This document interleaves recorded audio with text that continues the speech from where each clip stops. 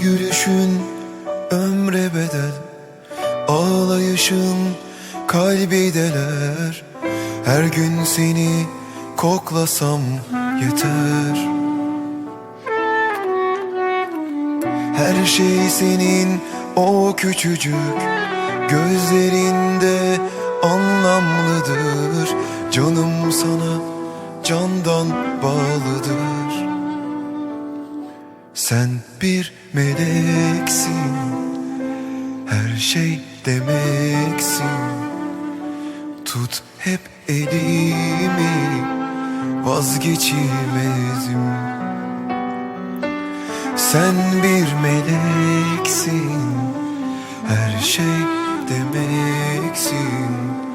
Kalpte sevgisi söndürülmez. Senden asla bir gün bile ayrı kalmam, ayrı kalmam.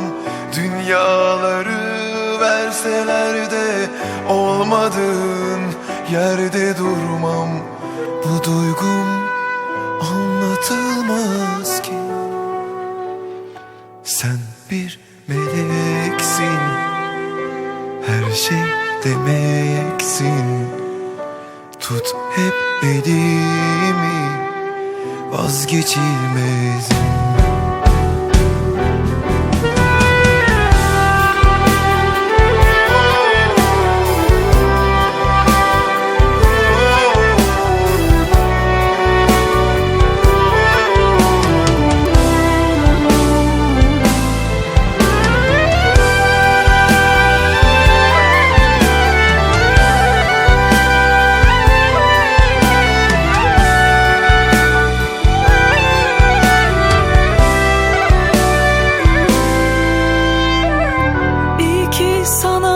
Sahip oldum, melek nedir şahit oldum. Acılara armağan oldum. Yalnız sana ait oldum. Gece seni izleyince yaş olup hep gözlere doldum.